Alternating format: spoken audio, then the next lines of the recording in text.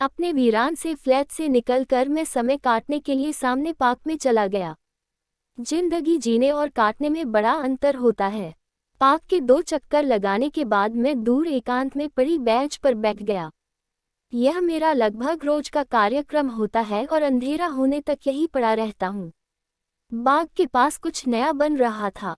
वहाँ की पहली सीढ़ी अभी ताज़ा थी, इसलिए उसको लंघ कर सीधे दूसरी सीढ़ी पर पहुँचने में लोगों को बहुत परेशानी हो रही थी। मैं लोगों की असुविधा को देखते हुए हाथ बढ़ाकर उन्हें ऊपर खींचता रहा। बड़े बूढ़ों का पाँव कांपता देख मैं पूरी ताकत से उन्हें ऊपर खींच रहा था, पर बेहद आहिस्ता से। हाथ दीजिए, कहकर मैं लगातार उस औरत को आगे आने को कहता और वह हर बार हिचकिचाकर सीढ़ियों की बगल में खड़ी हो जाती। हल्के भूरे रंग के सूट के ऊपर सफ़ेद चुन्नी से उसने अपना सिर ढांप रखा था। मैंने फिर से आग्रह किया, हाथ दीजिए, अब तो अंधेरा भी शुरू होने वाला है। उसने धीरे से मुझे अपना हाथ पकड़ाया। मैंने जैसे ही उसके हाथ को स्पर्श किया, उसके कोमल स्पर्श ने मुझे भीतर तक हिला दिया। इसी प्रक्रिया में उसे सहारा देते समय उसकी चुन्नी सिर से ढलक कर कंधे पर आ गई। उसने मुझे देखते ही कहा, तब तुम कहाँ थे जब मैंने इन हाथों का सहारा मांगा था? तुम नूपुर हो ना? मैंने हैरान होकर पूछा। शुक्र है, तुम्हारे होंठों पर मेरा नाम तो है। कहते कहते उसकी आंखों में पानी आ गया और वह सीढ़ियों से हटकर एक कोने में चली गई। मैं भी उसके पीछे पीछे वहां आ गया। वह बोली, मैंने परसों तुमको पार्क में देखा तो इन आंखों को सहज विश्वास ही नहीं हुआ कि वह तुम हो। कैसे हो? ठीक ही हूँ, मैंने बुझे मन से कहा और उसका पता जानने के लिए अधीर होकर पूछा, यहाँ कहाँ रहती हो?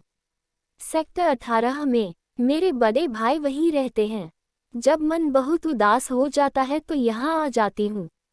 मैं उसके चेहरे को देखता रहा। उसके बाल समय से पहले सफ़ेदी पर थे, पर उसकी सफ़ेद चुन्नी और सूनी मांग देखकर मैं सहम सा गया। कुछ भी पूछने की हिम्मत नहीं जुटा सका। दोनों के बीच में एक गहरा सा सन्नाटा पसर गया था। भाव व्यक्त करने के लिए शब्दों का अभाव लगने लगा। वर्षों की चुप्पी के बाद भी शब्दों को तलाशने में बहुत समय लग गया। खामोशी को तोड़ते हुए मैंने ही कहा, चलो दूर पार्क में चलकर बैठते हैं। एक आज्ञाकारी बालक की तरह वह मेरे साथ चल दी थी। हमारे बीच का गहरा सन्नाटा मौन था। उसके बारे में सब कुछ जानने के लिए मैं बेहद उतावला हो रहा था, पर बातें शुरू करने का सिरा पकड़ में नहीं आ रहा था। मरकरी लाइट के पोल के पास नीचे हरी घास में हम दोनों ही एक दूसरे की मूक सहमति से बैठ गए, ठीक वैसे ही जैसे बचपन में बैठा करते थे। उसके शरीर से छू कर आने वाली ठंडी हवा मुझे भीतर तक सुखद एहसास दे रही थी। और कौन कौन है यहाँ तुम्हारे साथ? मैंने डूबते हुए दिल से पूछा। कोई नहीं, बस मैं, भैया भाभी और उनकी एक 8 साल की बेटी। और तुम्हारे साथ कौन है? बस मैं ही हूँ। मेरा स्वर उदास हो गया। बातों बातों में उसने बताया कि शादी के 10 साल बाद ही उसके पति एक सड़क दुर्घटना में चल बसे थे। एक बेटी है जो वनस्थली में पढ़ती है और वहीं हॉस्टल में रहती है। संयुक्त परिवार होने के नाते सब कुछ वैसा चला जो नहीं चलना चाहिए था। उस घर में रहना और ताने सहना उसकी मजबूरी बन चुकी थी। पति के गुजर जाने के बाद कुछ दिन तो सहानुभूति में कट गए, बस उसके बाद सबने अपने अपने कर्तव्यों से इतिश्री मान ली। पिछले साल बेटी के हॉस्टल जाने के बाद थोड़ी राहत सी महसूस की, पर मन बहुत ही उदास और अकेला हो गया। जिंदगी की लड़ाइयाँ कितनी भयंकर होती हैं। मन बहुत उदास होता है तो कुछ दिनों के लिए यहाँ चली आती हूँ। सच, बहुत कुछ सहा है मैंने। इतना कहकर वह बिलखती रही और मैं पाषाण बना चुपचाप उसका रुदन सुनता रहा।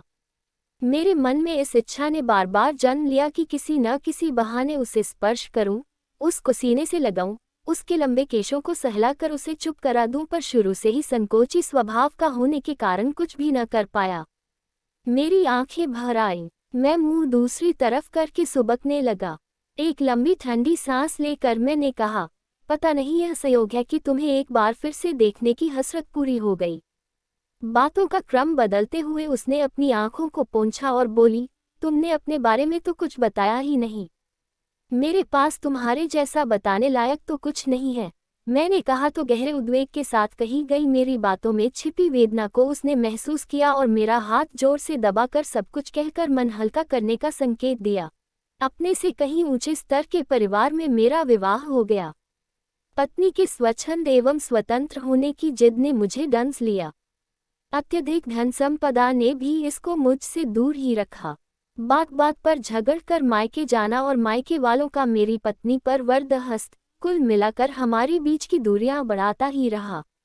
वह चाहती थी कि मैं घरजमाई बनकर हर ऐशोआराम की वस्तु का उपभोग करूं, मगर मेरे जमीर को यह मंजूर नहीं था।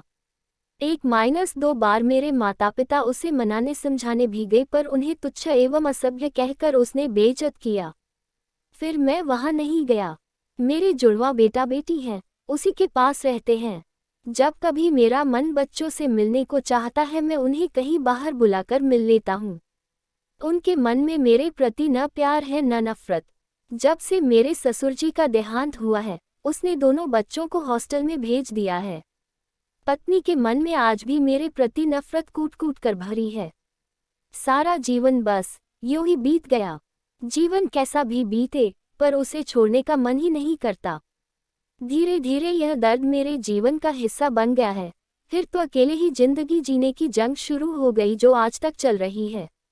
मैं पिछले 3 सालों से इसी शहर में हूँ और पास ही के एक बैंक में मैनेजर हूँ।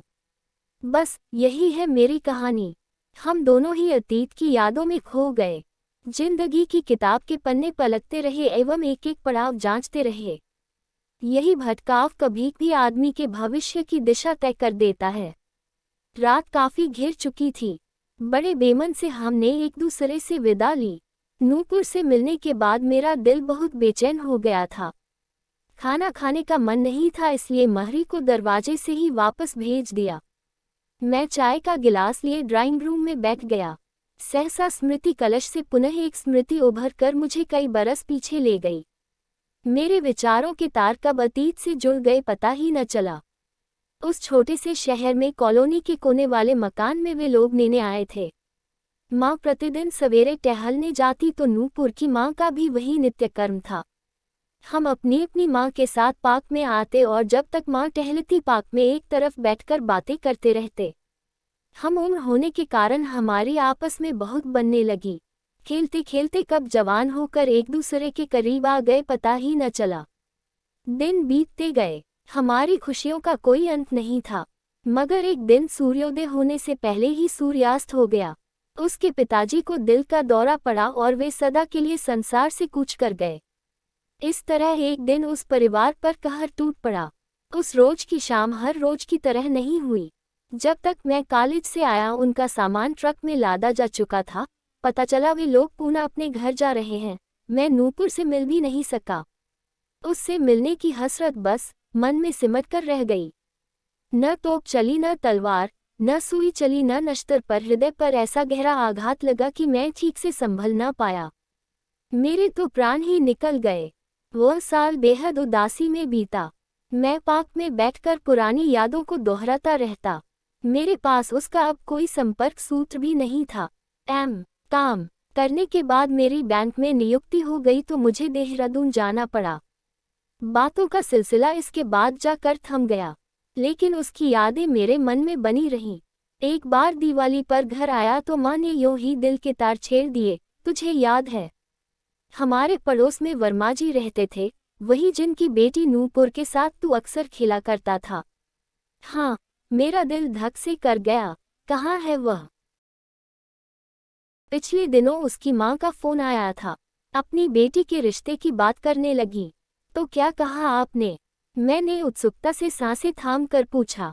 मैं भला क्या कहती? जब भी तुझसे रिश्ते की बात करती तू टाल जाता था। मुझे लगा तेरे मन में कोई है और जब समय आएगा तू खुद ही बता देगा। नहीं माँ, मेरे मन में ऐसा कुछ भी नहीं था, न है। मैंने सारा संकोच त्याग कर माँ से मनुहार की, चाहो तो एक बार फिर से बात करके देख लो। और जब तक माँ ने बात की, बहुत देर हो चुकी थी। माँ ने रुआसी सी होकर बताया कि नूपुर की शादी तेरे साथ करने को उनका बड़ा मन था और नूपुर की भी रजामंदी थी, पर समय से मैं कुछ जवाब न दे सकी तो वह उदास हो गई।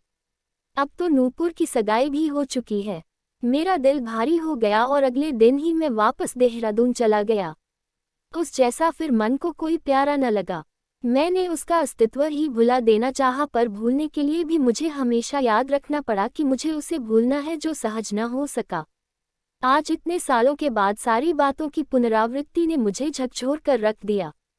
मैंने धीरे से आंखें मूंद ली, पर फिर भी आंसू का एक कतरा न जाने कहां से निकलकर मेरे गालों पर आ गया।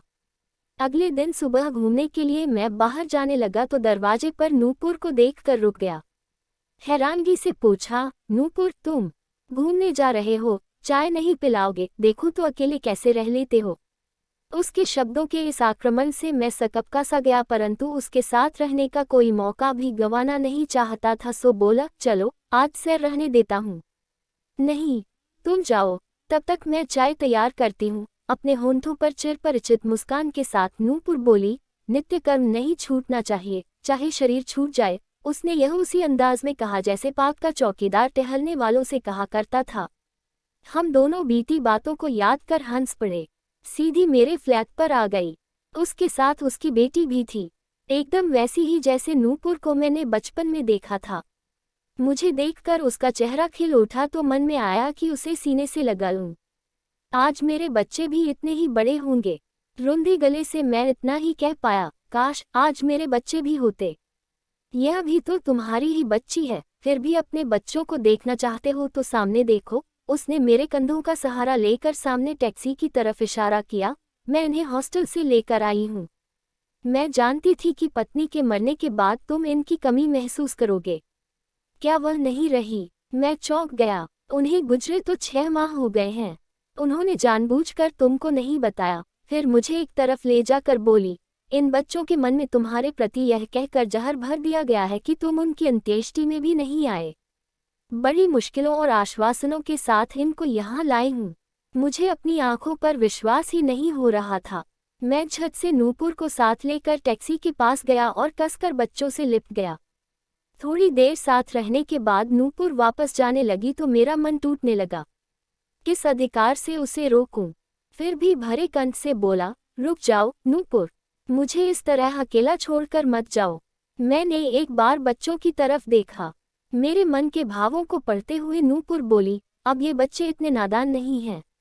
मैंने उन्हें अपने और तुम्हारे बारे में सब कुछ साफ साफ बता दिया है। कल पूरी रात बच्चे मेरे साथ थे, ये सब कुछ समझते हैं। मैंने दूर से बच्चों की तरफ देखा। तीनों बच्चे आंखों से इस रिश्ते को स्वीकार कर रहे थे। समय कब कौन सी करवट बदले कोई नहीं जानता।